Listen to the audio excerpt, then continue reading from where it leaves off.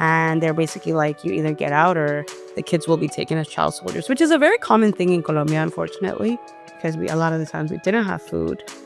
And so we would go a lot of nights, like hungry, a lot of nights hungry. I honestly believed and thought that everybody lived like this.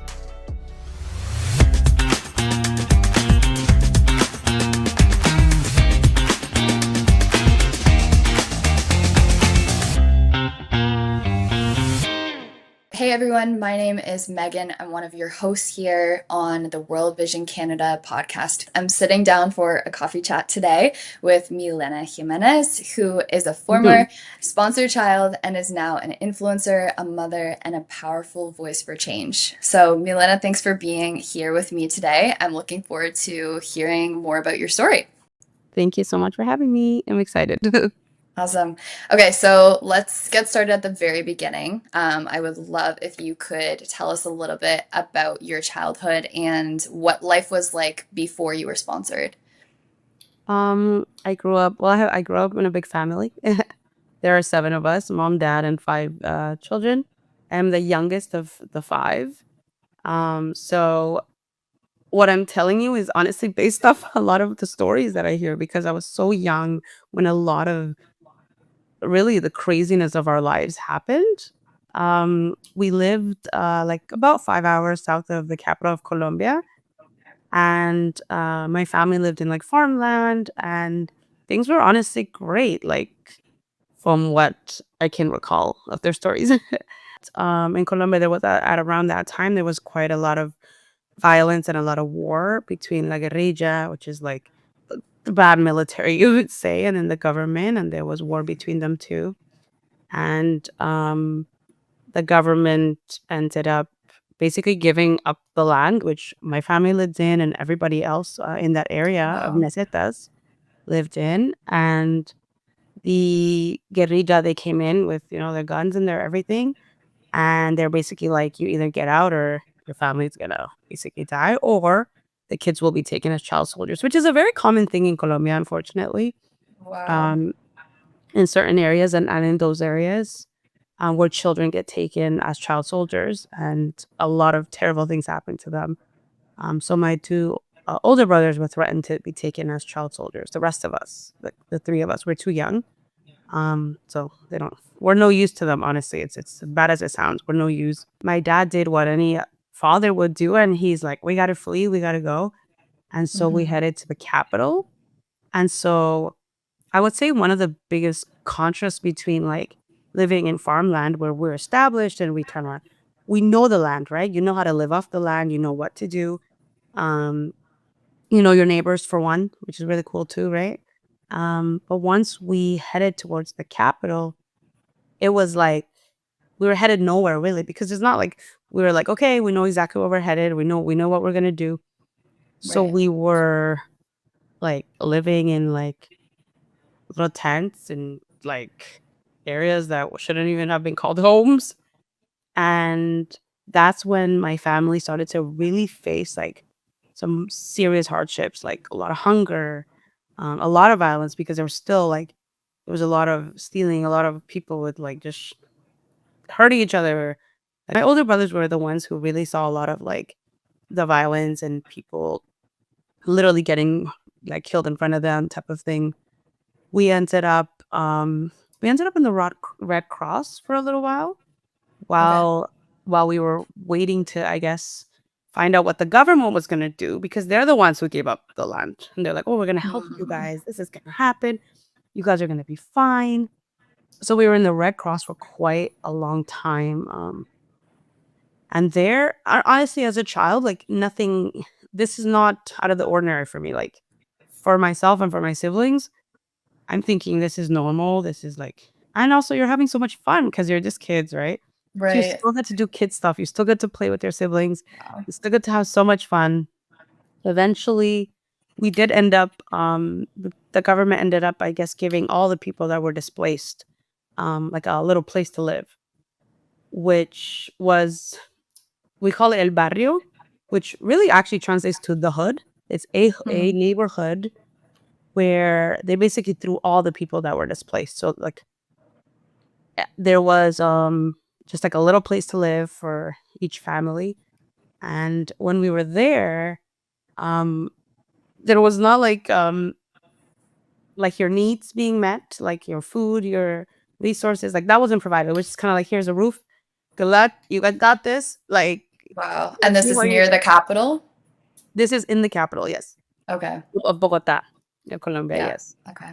And now there was another whole set of issues, because now we don't have any water. Like there would be like water tanks that would come every once in a while, Hmm. but sometimes I don't know what happened to them, but they wouldn't show up for like 3 weeks or a month.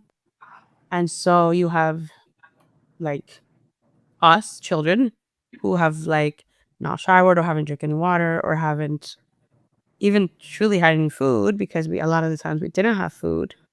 And so we Hmm. would go a lot of nights like hungry, a lot of nights hungry. Now that I'm a mother and I think about it, it makes me want to cry because I'm just like, my child asking me for food, like, "Mommy, I'm so hungry." Like, that would absolutely break my heart. Yeah. Wow. And so, yeah, my mom, that's where my mom, mainly my mom, because my dad would have to go into the, like, deeper into the downtown to try to find work. He would sell, like, it's like gelatin almost. So he would make it at home with my mom and he would go to the capital and sell it, as a means to get some money for some food. And then my brothers would go out, like they would go on 3-4 hour walks because it would take, because we didn't have any money for transit or anything, of course. And they would beg for food. So they would bring their bags and they beg for food. And a lot of times, like in Colombia, like people are very generous. No matter how poor you are, people are so, so generous. And so they'd come home with food. That was never something that we knew, that if they're going out to beg, they're gonna bring food. Like we knew that for Beautiful. sure. Yeah. But Wow. it wasn't every time that they could do that, right? And so, yeah, there were many nights where we did go hungry, and it was hard. It was maybe at the time I didn't realize it was heartbreaking. I think now as a mother, I realized how heartbreaking it is to hear your child be hungry and Hmm. have no option. Like I have nothing to give you, and so a lot of times you just go to sleep. um, but although it sounds sad, though, we did have like so much fun because there were so many children in the community that we lived in, the neighborhood that we lived in, and we would always be outside. We almost never spent time indoors. We were always outside. We were always having so much fun, laughing. And also, when you have 5 siblings, like, there's time to be bored or to really think, like, I'm Yep. feeling so hungry or I feel sad. It was just like, it was amazing. So, Mhm. yes, it's a little sad, but honestly, it was actually kind of cool. And it's good that I was young. So I can't, like, fully, like, I guess then I wasn't feeling like that sadness that people think, "Oh, no, people in poverty are probably so sad."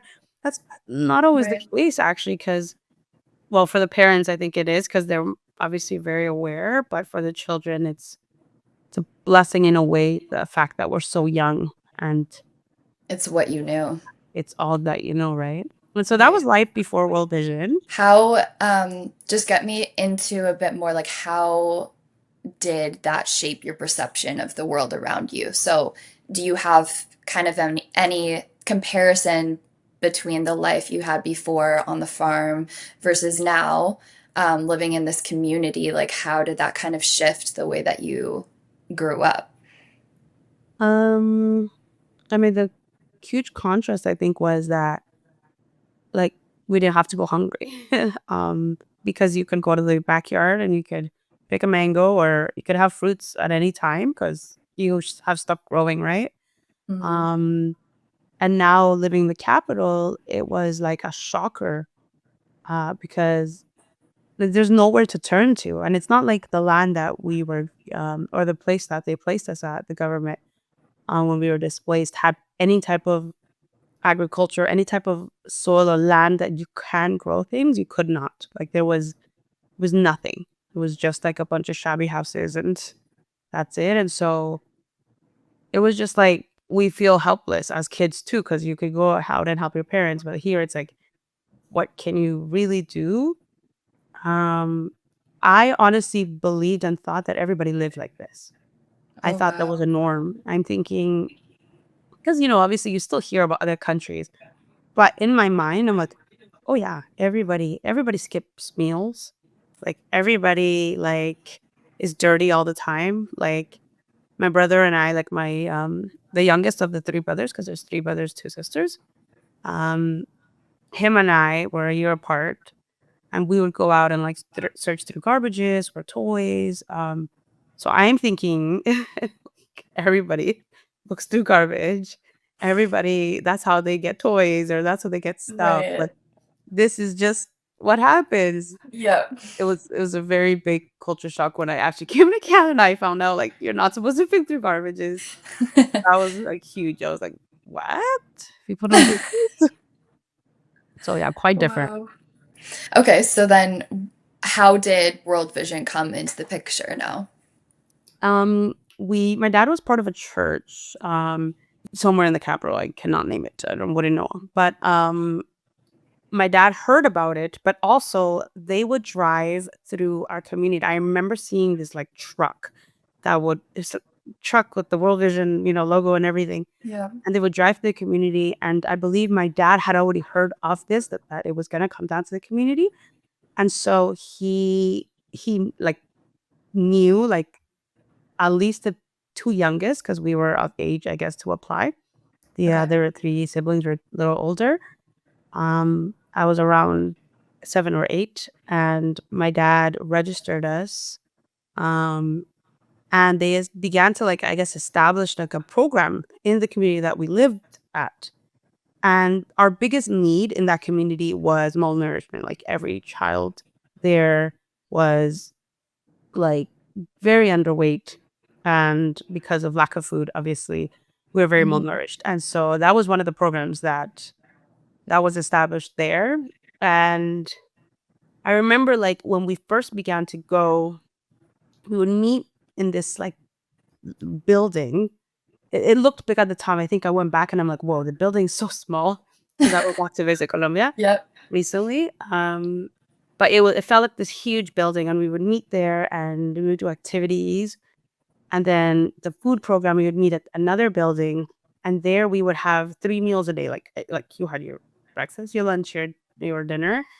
My mom actually volunteered there because a lot of the parents, in World Vision that their children were, like, in, a lot of them volunteered, which is I love that because it's such a sense of Mm. community. It's so Yeah. amazing. And Beautiful. so my mom would be working there, so I'd always see my mom.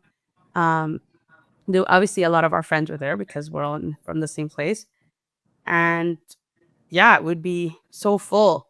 It was so yummy. Everything was so good. I'm like, "Oh my gosh," like, this is like that was like a big shock for too, because you're just like, I went from being hungry, I'm like, now I get to eat every day. Oh my gosh.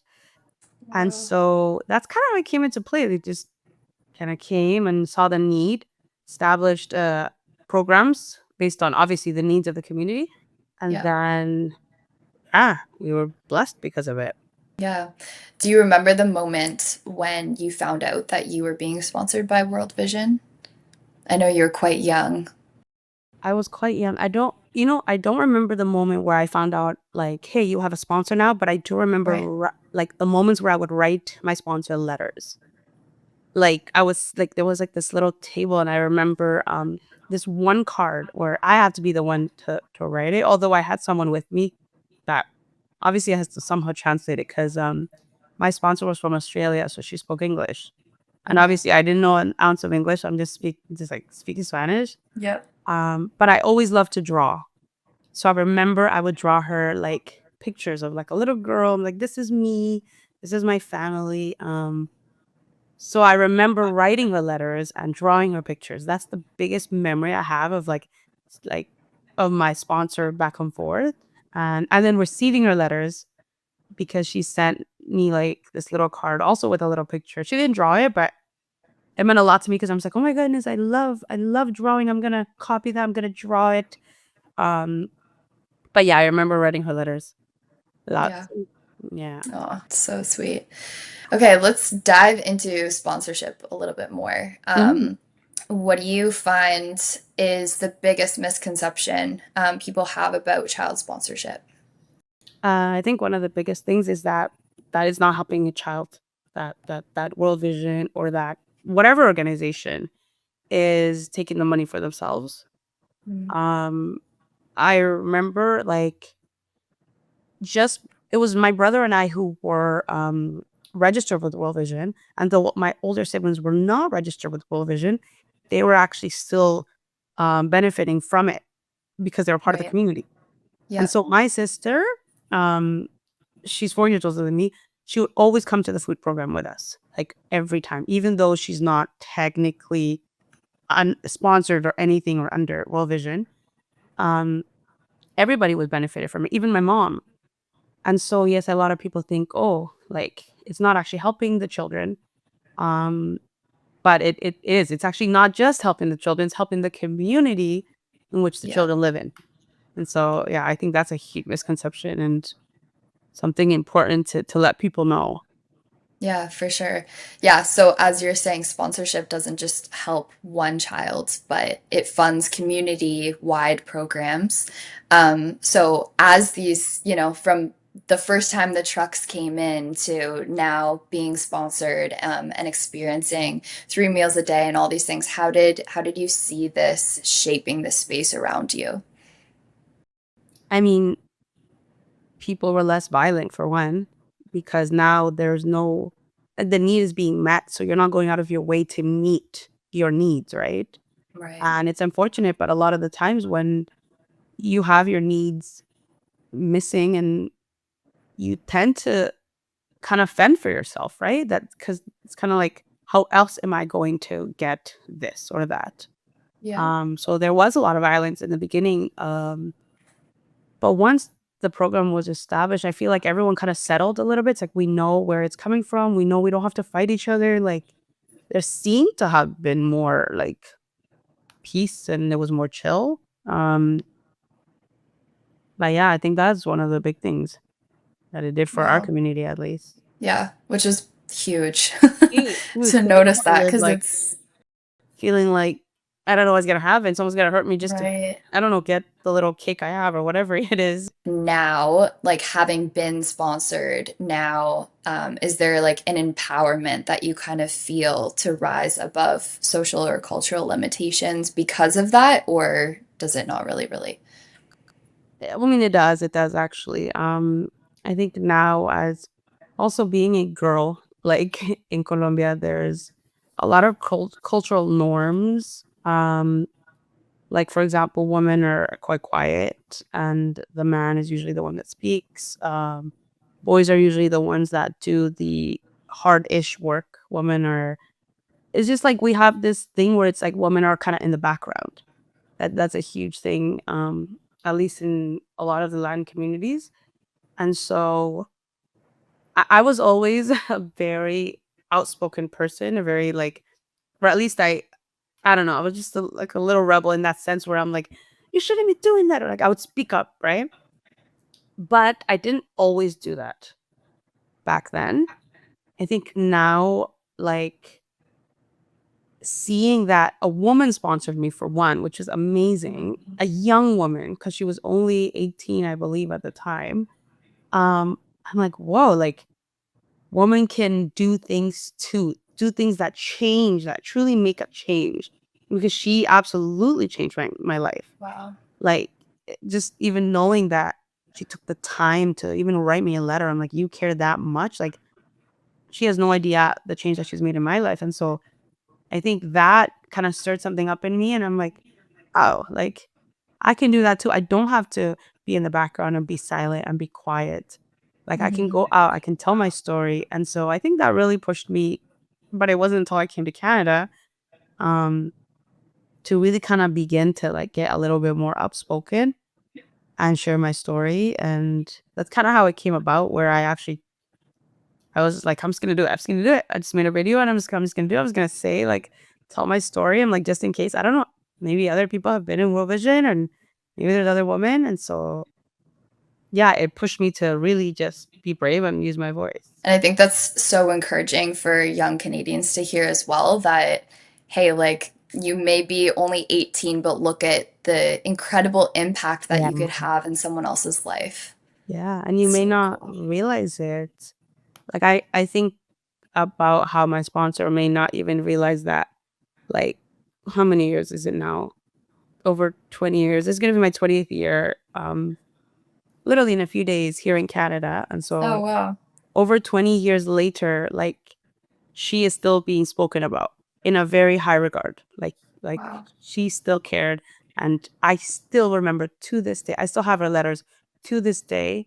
And so someone like her may have been like, "Oh, I didn't do anything. What do you like? What? That was nothing." But it's like, no, there's someone on the other side of the world that still remembers the impact that you had in their lives. And Yeah. that is huge. But a lot of people may not realize that. They're like, "Oh, I probably didn't even make a change." You have no idea who is like praying and thanking God that you were in their lives or that you even came across their path, even for a minute. And so, Wow. yeah. Beautiful. If you could say something to your sponsor now, what would you Mm. say to her? Oh wow. I always think about this, obviously. I would it wouldn't even do justice to say thank you. Like it would think it's thank you is just not enough. I would Yeah, I would be I would be in loss of words kinda like now, and I would probably just cry, tear up, Oh, and just say you have no idea what you did for me and what you continue to technically do for me without realizing. Anytime I read her letter, like, I reread it, and I still feel, like, the love and the care and the time that someone took, like, to write this little eight-year-old a letter, like, yeah, I would just tear up and say thank you and be like, "I'm sorry, but I know thank you is not enough, like, I don't know what to say to you to show you, like, my gratitude." wow. Beautiful. I'm like getting emotional as I you're know. talking. Like, Same. beautiful. Okay, so fast forward, you're in Canada now. How did that all come to be? You're an influencer. How did that even start? Get us into that a little bit. You know what? I always liked, I've always been a very silly person. I always liked to make videos. This is before YouTube was even a thing, before anything was a thing, social media or anything. But I would do it just for fun. And then when TikTok became a thing, I decided to make a TikTok with my little brother. Um, he's not blood related, but I call him my little brother. He has Down syndrome. And he's just such a lovely person, such like an incredible soul. And we always had such a good relationship. And I'm like, you know what? I want to capture like just everything about him. Like, I also like being behind the camera. I didn't always love being in front of the camera. And so it Okay. began like that, where I would just record the funny comments that he would make or the funny things that he would do. And people absolutely loved our TikTok. Like, it grew to like 500,000 followers, like very, very quickly. Wow. And but then when I got married, I had to move. So I was no longer living with him. I moved in with my husband. And so then I felt like, oh man, like I still like making silly videos. I still like being myself. And so I just chose to make my own TikTok. And I don't know, like I just said my thoughts. Like I'm very like I don't like curated content, to be honest. Like I'm not a huge fan of that. I'm more like a vlog style type of thing. Like, hey guys, like I don't know, I'm making eggs. Like I don't know what's wrong with the egg. Like that type of vibe, right? Yeah. I did Yeah. it well when I was little. I still do it today.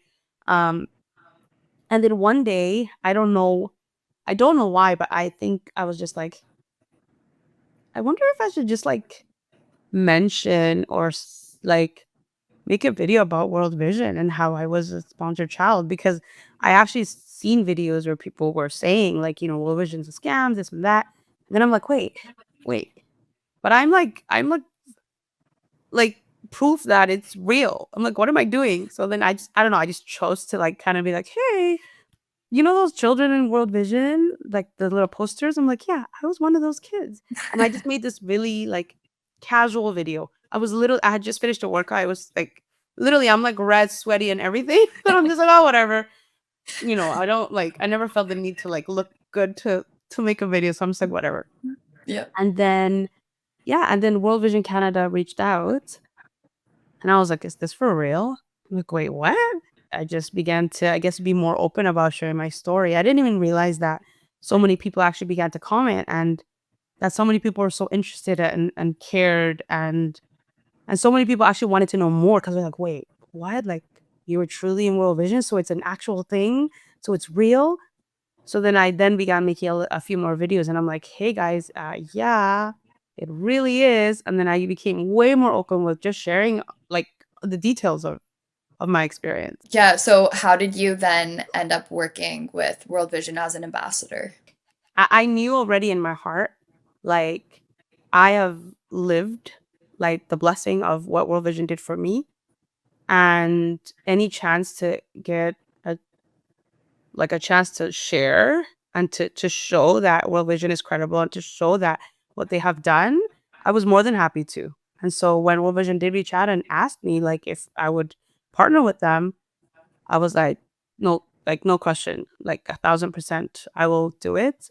Um, and yeah, and I mean now I've gone to travel with World Vision. I've gone to Peru twice already, and Yeah. that was amazing because I actually got to go and see the programs, which technically I was part of, in a different country, but I was part of, Yeah. and to see the programs today as a I was gonna say young woman, but I guess I'm a little bit older now because I'm a mother, Still young. but it's still young.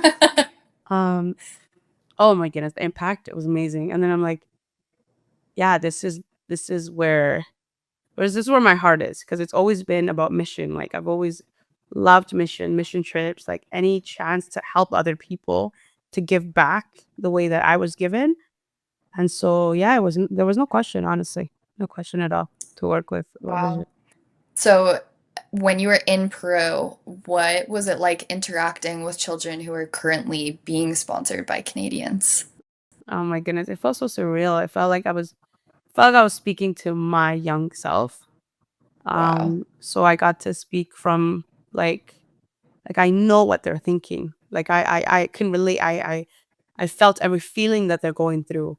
Hmm. Um and it was I don't know, it was so amazing. I can't even describe it. It felt so surreal and so full circle moment. And I could not believe like how far God had brought me. Because I'm just like, wow, now I get to speak, but from like the other side of things. Right. It was just yeah, it was just amazing. Yeah.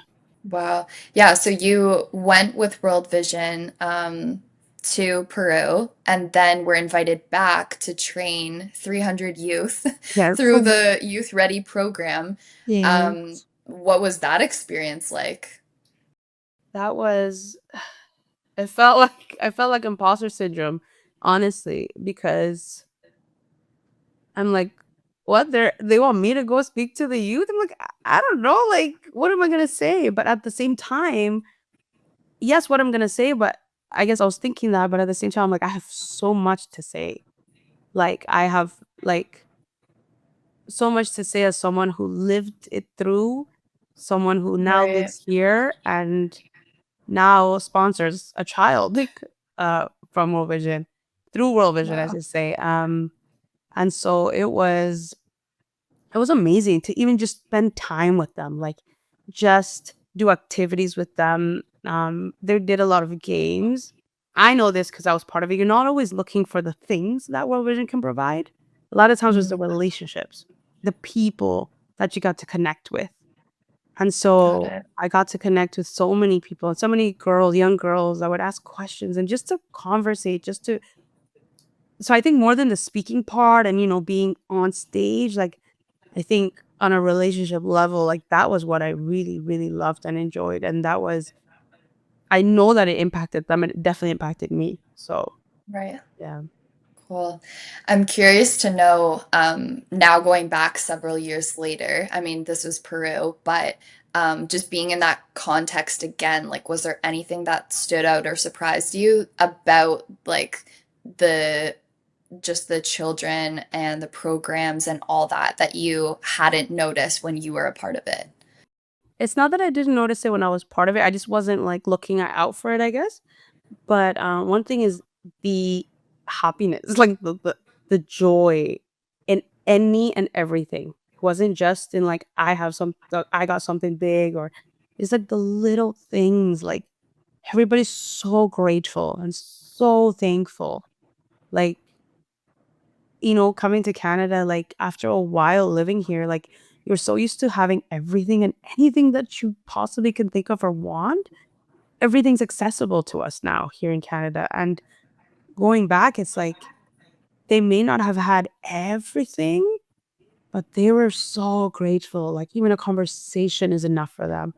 And so it's just even thinking about it makes me just like tear up because I think a lot of us here in this Western world forget that not everybody lives like us, and we can become so self-conceited and ungrateful when there's people with so little and are so and even giving. Everyone's so giving. Like they're doesn't matter if they only have one thing. They'll share it with you. One piece of bread, Mhm. I'll share it with you. No problem. It's like Wow. everyone's just so just such a sense of community. It's so amazing. Oh, I love it.